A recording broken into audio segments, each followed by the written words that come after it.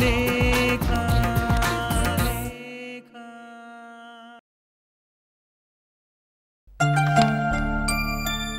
ಸಾಕ್ಷಿ, ನಿಂದಾಯ್ತಾ? ನಾನು ನೆಟ್ಟಲ್ಲಿ ಸ್ವಲ್ಪ information check ಮಾಡಬೇಕಿತ್ತು. ಒಂದೇ ಒಂದು ನಿಮಿಷ ಸ್ವಾತಿ, ಈ ಲೆಟ್ರಿಗೆ ಅರ್ಜೆಂಟಾಗಿ ರಿಪ್ಲೈ ಮಾಡಿಬಿಡ್ತೀನಿ. ಲೆಟರಾ? ಯಾವ ಲೆಟರ್ ಅಕ್ಕ? ಅದೇ ಆ ಮುಂಬೈ ಕಂಪ್ನಿಯಿಂದ ಒಂದು ಲೆಟ್ರ್ ಕಳಿಸಿದ್ದಾರೆ.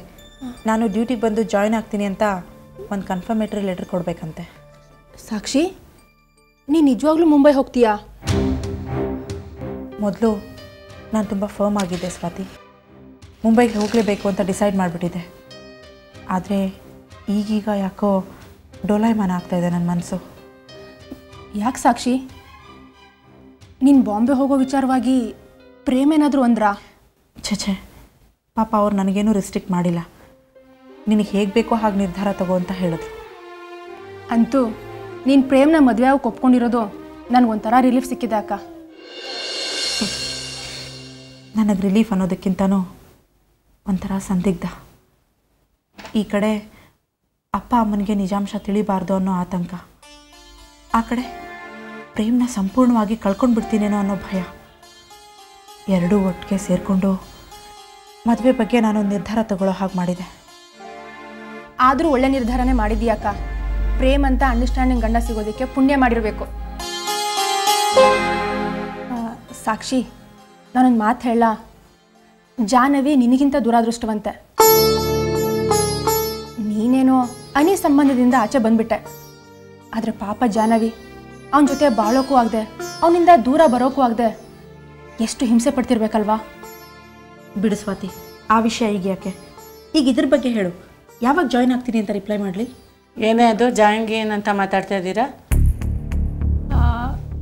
ಅದೇ ಅಮ್ಮ, ಮುಂಬೈನಿಂದ ಸಾಕ್ಷಿಗೆ ಜಾಬ್ ಆಫರ್ ಬಂದಿದೆಯಲ್ಲ, ಅದ್ರ ಬಗ್ಗೆ ಮಾತಾಡ್ತಿದ್ವಿ. ಮುಂಬೈ ಬೇಡ, ಏನು ಬೇಡ, ಮೊದಲು ಮದುವೆ ಆಗಲಿ. ಏನು ಹೇಳ್ತಿದ್ಯಮ್ಮ? ಅವ್ರಿಗಾಗಲೇ ನನ್ನ ಸೆಲೆಕ್ಟ್ ಮಾಡಿದ್ದಾರೆ. ಸೆಲೆಕ್ಟ್ ಮಾಡಿಬಿಟ್ರೆ ಏನಾಯ್ತು? ನೀ ಹೋಗದೆ ಆದರೆ ಇನ್ಯಾವನ್ನ ಸೆಲೆಕ್ಟ್ ಮಾಡ್ಕೋತಾರೆ. ಹಾಗಾದರೆ ಸಿಕ್ಕಿರೋ ಕೆಲಸನ ಬಿಟ್ಬಿಡ್ಬೇಕು ಅಂತೀಯಾ? ಮತ್ತೇನೇನೆ ಈ ಪರಿಸ್ಥಿತಿಲಿ ನಿನ್ನೊಬ್ಳನ್ನೇ ಮುಂಬೈ ಕಳ್ಸೋಕ್ಕಾಗುತ್ತಾ? ಅಲ್ಲಿ ನಿನ್ನ ಆರೈಕೆ ಮಾಡೋರು ಯಾರು? ಅಮ್ಮ, ಪ್ರೇಮ್ ಆಗಾಗ ಬಂದು ಹೋಗ್ತೀನಿ ಅಂತ ಹೇಳಿದ್ದಾರೆ. ಅದು ಅಲ್ಲದೆ ಅಲ್ಲಿ ನನ್ನ ಜೊತೆ ಬೇರೆ ಕೊಲೀಗ್ಸ್ ಇರ್ತಾರೆ. ಇನ್ನೇನು ಭಯ? ನೋಡು, ಯಾರ್ಯಾರನ್ನೋ ನಂಬ್ಕೊಂಡು ನಿನ್ನನ್ನು ಕಳ್ಸೋಕೆ ನನ್ನ ಕೈಲಿ ಆಗೋದಿಲ್ಲ. ಪ್ರೇಮ್ ಹತ್ರನೂ ಇದ್ರ ವಿಚಾರವಾಗಿ ನಾನು ಮಾತಾಡ್ತೀನಿ. ಅಲ್ಲಮ್ಮ, ನನ್ನ ಕೆಲಸಕ್ಕೆ ಪ್ರೇಮ್ ಒಪ್ಕೊಂಡಿದ್ದಾರೆ. ನೀನು ಯಾಕೆ ಸುಮ್ಮನೆ ಅವ್ರ ಮನಸ್ಸನ್ನ ಬದಲಾಯಿಸ್ತೀಯಾ? ಸಾಕು, ಸುಮ್ಮನಿದೆ. ಈಗ ಹಠ ಮಾಡಿ ಏನು ಪ್ರಯೋಜನ ಇಲ್ಲ. ಈಗಲಾದರೂ ನಿನ್ನ ಜವಾಬ್ದಾರಿ ಏನು ಅಂತ ತಿಳ್ಕೊಂಡು ಗಂಭೀರವಾಗಿರೋದು ಕಲ್ತ್ಕೊ. ಈ ಪರಿಸ್ಥಿತಿಲಿ ಕೆಲಸ ಮಾಡಿ ಸಂಪಾದನೆ ಮಾಡಬೇಕಾ ನೀನು? ಮಗು ಅಂತ ಆಗಲಿ, ಅಲ್ಲಿವರೆಗೂ ನಾ ಹೇಳ್ದಾಗ ಕೇಳ್ಕೊಂಡಿರು. ಈಗಾಗಿರೋ ಅನಾಹುತನೇ ಸಾಕು. ಯಾವಾಗ ನಿನ್ನ ಕುತ್ತಿಗೆ ತಾಳಿ ಬೀಳತ್ತೋ ಅಂತ ಜೀವ ಬಿಗಿ ಹಿಡ್ಕೊಂಡು ಕಾಯ್ತಾ ಇದ್ದೀನಿ. ಕೆಲಸನಂತೆ ಕೆಲಸ.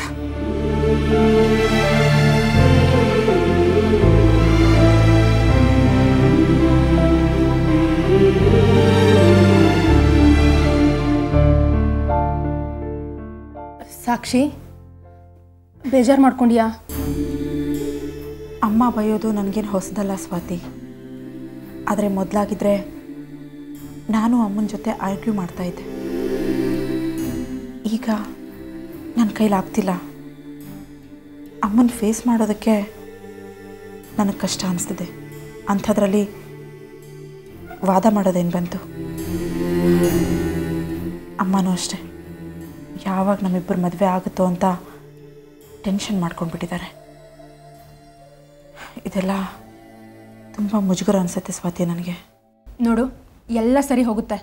ನಿನ್ನ ಮತ್ತು ಪ್ರೇಮ್ ಮದುವೆ ಆದಮೇಲೆ ಅಮ್ಮನಿಗೆ ಎಷ್ಟೋ ರಿಲೀಫ್ ಸಿಗುತ್ತೆ. ನಾನು ಮುಂಬೈ ಕೆಲಸಕ್ಕೆ ಹೋಗೋದೇ ಬೇಡ ಅಂತಿದ್ದಾರಲ್ಲ ಅಮ್ಮ. ಸ್ವಾತಿ, ಏನು ಮಾಡಲಿ? ಅಮ್ಮ ಹೇಳ್ತಿರೋದು ಒಂದು ವಿಧದಲ್ಲಿ ಸರಿ ಇದೆ ಅಕ್ಕ. ನೀನು ತಾಯಿ ಆಗ್ತಿರುವಾಗ ಬೇರೆ ಊರಿಗೆ, ಅದು ಒಬ್ಬಳೇ ಹೋಗೋದು ಅಷ್ಟರ ಮಟ್ಟಿಗೆ ಸೇಫ್ ಅಲ್ಲ.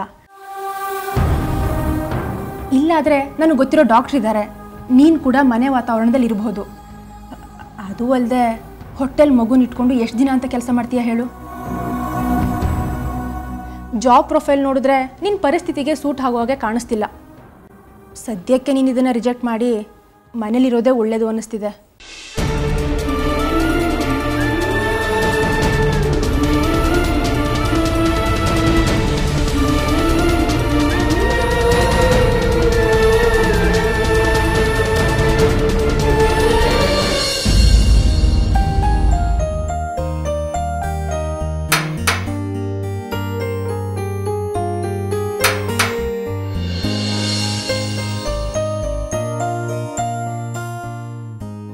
ಸ್ವಾತಿ ತಾತ.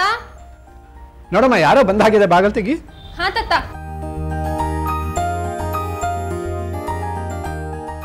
ಅಪ್ಪ. ಸ್ವಾತಿ,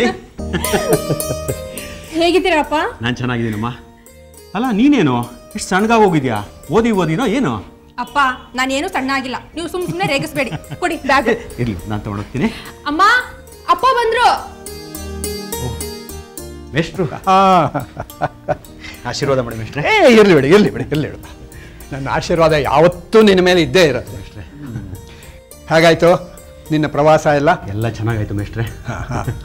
ಏನು ಇಷ್ಟು ಲೇಟ್ ಆಯಿತು ಬಂದಿದ್ದು ನೀವು? ಏನು ಲೇಟ್ ಏನಿಲ್ಲ, ಟ್ರೈನ್ ಟೈಮ್ ಕರೆಕ್ಟಾಗಿ ಬಂತು. ಆದರೆ ಅಲ್ಲಿ ಸ್ಟೇಷನಲ್ಲಿ ಆಟೋ ಸಿಗಲಿಲ್ಲ ಅಷ್ಟೇ, ಅದರಿಂದ ಲೇಟ್ ಆಯಿತು. ಎಲ್ಲಿ ಸಾಕ್ಷಿ ಕಾಣಿಸ್ತಿಲ್ಲ? ಅಲ್ಲ, ಒಳಗಿದ್ದಾಳೆ. ಸಾಕ್ಷಿ ಏನು ಪುಟಿ, ಹೇಗಿದೆಯಮ್ಮ? ಹ್ಞೂಪ್ಪ. ಏನಮ್ಮ, ಮದುವೆ ಆಗೋ ಹುಡುಗಿ ಅಂದರೆ ಹೇಗಿರಬೇಕು, ಏನು ಕಥೆ? ಯಾಕೆ ಇಷ್ಟು ಡಲ್ಲಾಗಿದೆಯಾ? ನನಗೇನಾಗಿದೆಯಪ್ಪ, ಚೆನ್ನಾಗೇ ಇದ್ದೀನಲ್ಲ.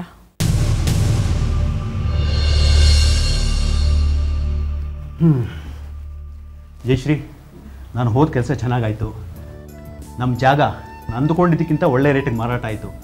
ಈಗ ಬರೀ ಸಾಕ್ಷಿನೇ ಏನು, ಸ್ವಾತಿ ಮದುವೆ ಕೂಡ ಬೇಕಾದ್ರೆ ಮಾಡ್ಬಿಡ್ತೀನಿ, ಅಷ್ಟು ದುಡ್ಡಿದೆ ನನ್ನ ಹತ್ರ. ಮಾಡಿ ಮುಗಿಸ್ಬಿಡು ಹಾಗಾದ್ರೆ. ಎಸ್. ಓ ಪ್ರೇಮ್, ನೀನು ಇಲ್ಲೇ ಇದೆಯಾ? ನೀನು ಒಂದು ಮಾತಾಡದೆ ಎಷ್ಟು ಗಂಭೀರವಾಗಿ ನಿಂತುಬಿಟ್ಟಿದ್ಯಾ?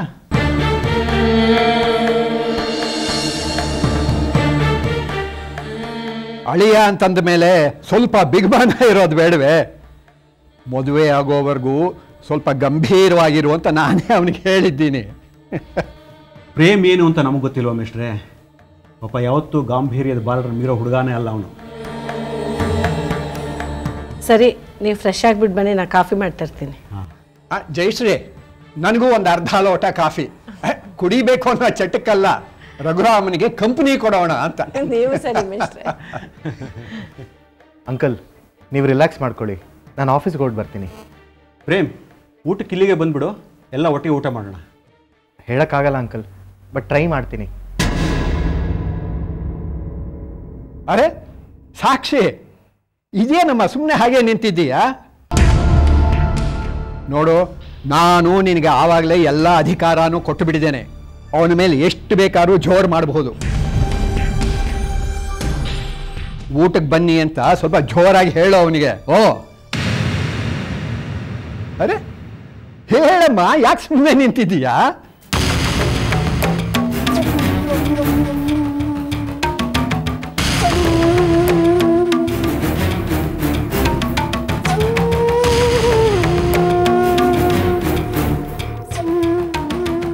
ನಾನೇನು ಅವಾಯ್ಡ್ ಮಾಡ್ತಾ ಇದ್ದೀನ ತಾತ? ಸಾಧ್ಯವಾದರೆ ಖಂಡಿತವಾಗ್ಲೂ ಬರ್ತೀನಿ ಅಂಕಲ್.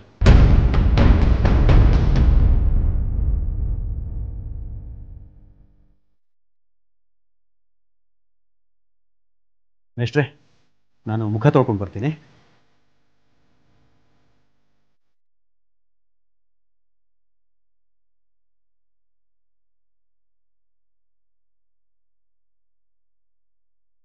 ಜಯಶ್ರೀ, ಒಂದು ಸ್ವಲ್ಪ ಅನುಮಾನ ಬರ್ತಾ ಇದೆ. ಇದು ನಮ್ಮದೇ ಮನೆ ತಾನೇ? ಯಾಕೆ ಹಾಕಿ ಕೇಳ್ತಾ ಇದ್ದೀರಾ? ಅಲ್ಲ, ಮದುವೆ ಟೈಮು, ಮೇಷ್ಟ್ರು ಬಂದಿದ್ದಾರೆ. ಮದುವೆ ಟೈಮು ಅಂದರೆ ಹೇಗಿರಬೇಕು?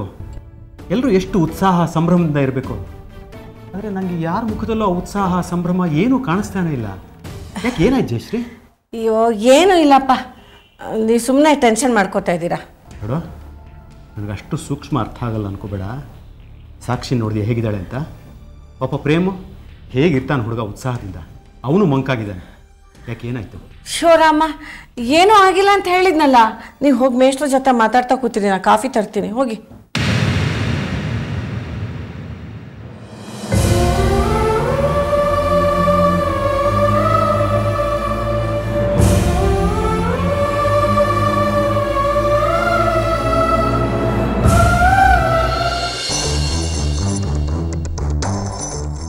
ನಮ್ಮ ಆಫೀಸ್ ಫ್ಲೋರ್ ಯಾವಾಗ ರೆಡಿ ಆಗುತ್ತಂತೆ? ಇನ್ನೊಂದು 10 ದಿನದಲ್ಲಿ ರೆಡಿ ಆಗುತ್ತೆ ಅಂತ ಹೇಳಿದ್ದಾರೆ. ಗುಡ್. ನೀನು ನೋಡಿರೋ ಈ ಲೊಕೇಶನ್ನು ಬಿಲ್ಡಿಂಗ್ ಎಲ್ಲ ತುಂಬ ಚೆನ್ನಾಗಿದೆ. ಯಾವುದಕ್ಕೂ ಕಡಿಮೆ ಆಗೋದು ಬೇಡ. ಒಳ್ಳೆ ವುಡ್ ವರ್ಕ್ ಮಾಡಿಸು. ಎಲ್ಲ AC ಚೇಂಬರ್ಗಳೇ ಆಗಲಿ, ಫರ್ನಿಚರ್ಗಳು ಚೆನ್ನಾಗಿರಲಿ. ಶ್ಯೂರ್ ಸರ್, ಎಲ್ಲ ತುಂಬ ಒಳ್ಳೆ ಕ್ವಾಲಿಟಿ ಮೆಟೀರಿಯಲ್ ಯೂಸ್ ಮಾಡೇ ಮಾಡಿಸ್ತಾ ಇದ್ದೀವಿ. ಗುಡ್. ದುಡ್ಡು ಬಗ್ಗೆ ಯೋಚನೆ ಮಾಡಬೇಡ, ಬರ್ತಾ ಇರುತ್ತೆ, ಅದನ್ನು ಖರ್ಚು ಮಾಡು ಅಷ್ಟೇ. ಈ ಜಾಗದಲ್ಲಿ ನಾವು ಪತ್ರಿಕೆ ತಲೆ ಎತ್ಬಿಟ್ರೆ ನಮ್ಮನ್ನು ಯಾರೂ ಬಗ್ಗೆ ಬಿಡಿಯೋಕ್ಕೆ ಸಾಧ್ಯ ಇಲ್ಲ. ಆಮೇಲೆ ನಮ್ಮದೇ ಪ್ರಿಂಟಿಂಗ್ ಸೆಕ್ಷನ್ ಮಾಡ್ಕೊಂಬಿಟ್ರೆ ಎಲ್ಲ ನಮ್ಮಲ್ಲೇ ಆಗಿಬಿಡುತ್ತೆ.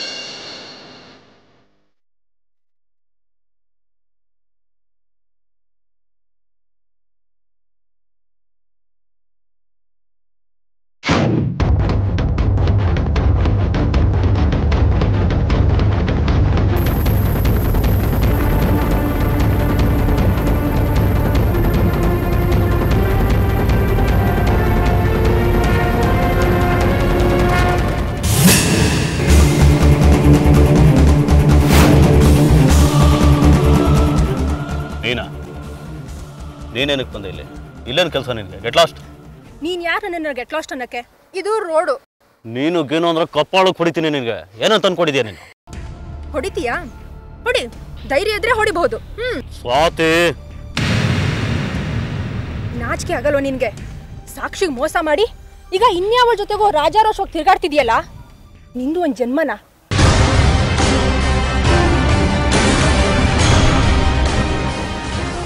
ನತಾಶಾ, ಇದೊಂದು ಕ್ರ್ಯಾಕ್, ಇದು ನಾನು ಹ್ಯಾಂಡ್ಲ್ ಮಾಡ್ತೀನಿ. ನಾನಾಗಲೇ ಹೇಳಿದ್ನಲ್ಲ ಬಿಲ್ಡಿಂಗ್ ಹತ್ರ, ಅದೇನು ಅಂತ ವಿಚಾರಿಸಿ. Yes sir. ಹೋಗು.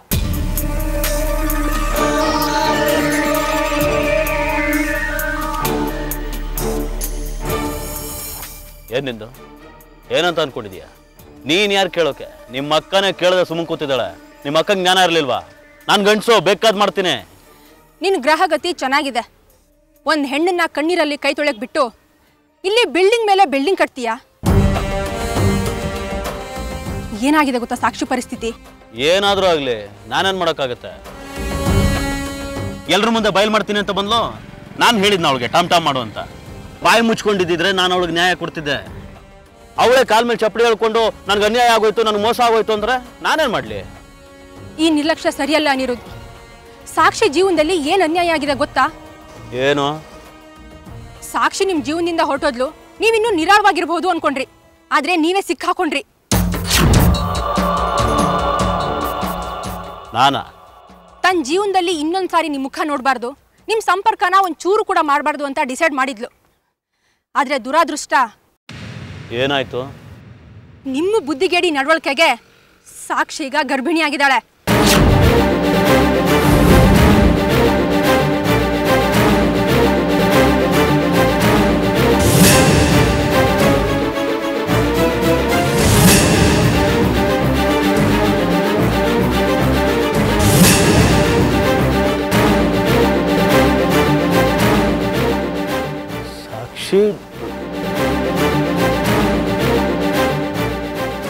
ಏನು ಹೇಳ್ತಾ ಇದೀಯ ನೀನು?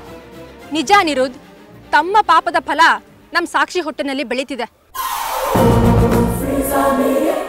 ಅದನ್ನ ಬೆಳೆಸೋ ದುರಾದೃಷ್ಟ ನಮ್ಮ ಸಾಕ್ಷಿ ತಲೆಗೆ ಬಂದ್ಬಿಟ್ಟಿದೆ.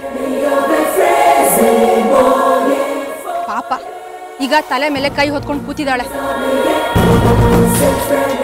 ಮದುವೆ ಆಗಿದ್ದನ್ನ ಇಲ್ಲ ಅಂತ ಬಾಯಿ ಕಟ್ಬಹುದು, ಆದ್ರೆ ನಿಮ್ಮಿಂದ ನಮ್ಮ ಸಾಕ್ಷಿ ಗರ್ಭಿಣಿಯಾಗಿದ್ದಾಳಲ್ಲ, ಅದನ್ನ ಸುಳ್ಳು ಮಾಡಕ್ಕಾಗಲ್ಲ. ನಿಮ್ ಲೀಲಾ ವಿನೋದಕ್ಕೆ ನಮ್ಮ ಸಾಕ್ಷಿ ಬಲಿಯಾಗಿದ್ದಾಳೆ. ಆದ್ರೆ ಇದು ನಿಮ್ ಕುತ್ತಿಗೆಗೆ ಉರುಳಾಗುತ್ತೆ ಅನ್ನೋದನ್ನ ಮರಿಬೇಡಿ.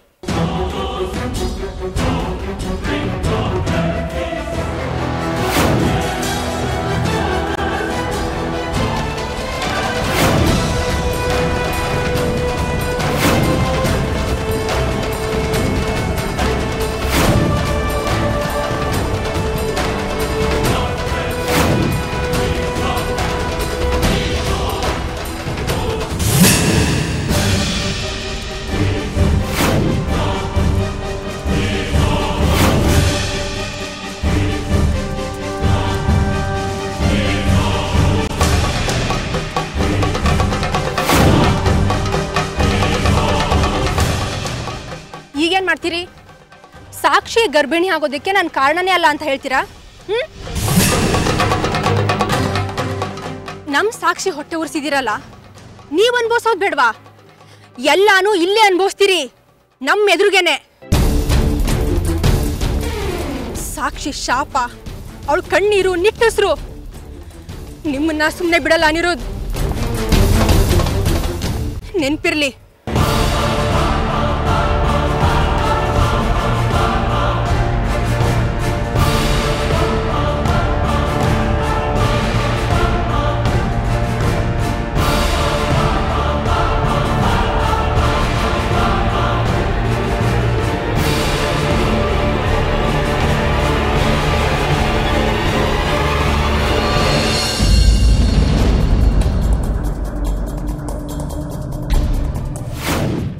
ಬುದ್ಧಿಗೇಡಿ ನಡವಳಿಕೆಗೆ ಸಾಕ್ಷಿ ಈಗ ಗರ್ಭಿಣಿಯಾಗಿದ್ದಾಳೆ.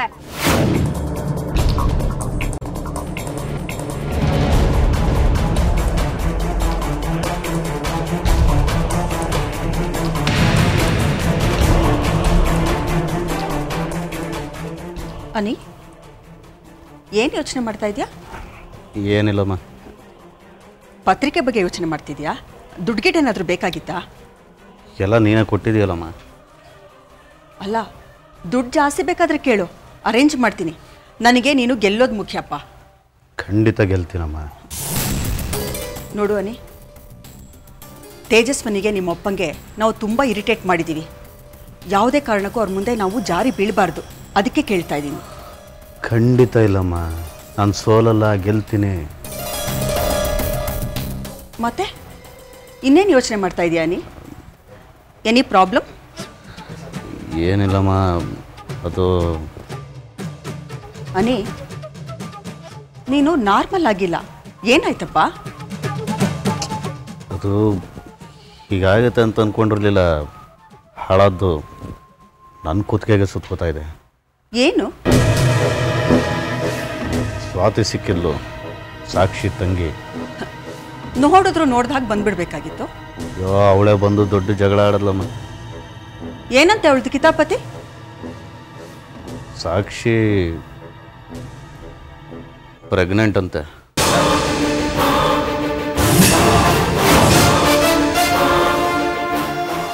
ಏನು? ಸಾಕ್ಷಿ ಪ್ರೆಗ್ನೆಂಟಾ? ಅದೇ ದೊಡ್ಡ ತಲೆನೋವಾಗಿದೆ. ಅನಿ, ಅದಕ್ಕೆ ನೀನೆಲ್ಲ ತಾನೇ ಕಾರಣ?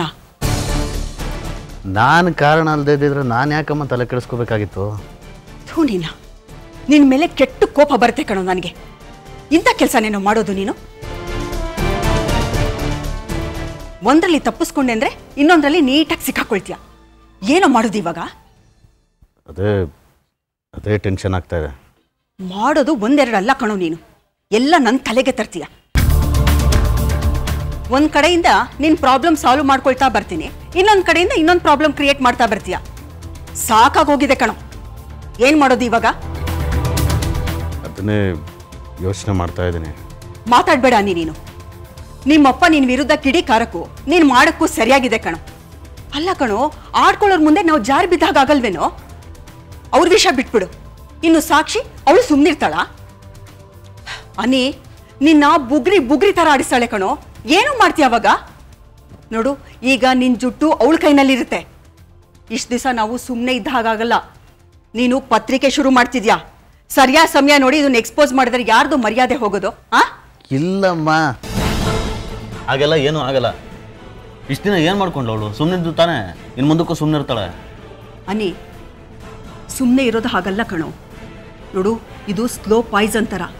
ಸುಮ್ಮನೆ ಬಿಟ್ಬಿಟ್ರೆ ನಿನ್ನ ಕುತ್ತಿಗೆ ಸುತ್ಕೊಳ್ಳುತ್ತೆ. ಬಿಡಿಸ್ಕೊಳ್ಳೋಕೆ ಖಂಡಿತ ಆಗಲ್ಲ. ನೋಡು ಅನಿ, ಇದನ್ನ ನೀನು ನೆಗ್ಲೆಕ್ಟ್ ಮಾಡಬಾರ್ದು. ಮೊದಲು ನೀನು ಕರ್ಮ ಕಳ್ಕೊ. ಅಂದರೆ ಅದನ್ನು ನಾನೇ ಹೇಳಬೇಕಾ? ಮೊದಲು ಅದನ್ನು ತೆಗೆಸ್ಕೊಳ್ಳೋದಕ್ಕೆ ಹೇಳು. ನಾನು ಹೋಗೋದ? ಮತ್ತೆ ನಾನು ಹೋಗ್ಬೇಕಾ? ನೋಡು ಅನಿ, ಇದನ್ನ ಹೀಗೆ ಬಿಟ್ಟರೆ ಆಸ್ತಿ ಅಂತಸ್ತಿನ ತನಕ ಹೋಗುತ್ತೆ. ಕೋರ್ಟು ಕಚೇರಿ ಅಂತ ಅಲಿಬೇಕಾಗತ್ತೆ. ಅದಕ್ಕೆ ಜಾಣ್ತನದಲ್ಲಿ ಸಾಕ್ಷಿ ಮನಸ್ಸನ್ನು ಒಲಿಸಿ ಆ ಮಗುನ ತೆಗ್ಸಕ್ಕೆ ಹೇಳು. ನೋಡು ಅನಿ, ಈಗ ನೀನು ಸುಮ್ಮನಿದ್ರೆ ನಿನ್ನ ಹಳ್ಳ ನೀನೇ ತೊಡ್ಕೊಳ್ತೀಯ. ನೆನಪಿರ್ಲಿ, ಹೋಗಿ ಹೋಗಿ ನಿನ್ನ ಸಿಂಹಾಸನದ ಮೇಲೆ ಕೂರಿಸಿದ್ದೀನಲ್ಲ, ನನಗೆ ಬುದ್ಧಿ ಇಲ್ಲ.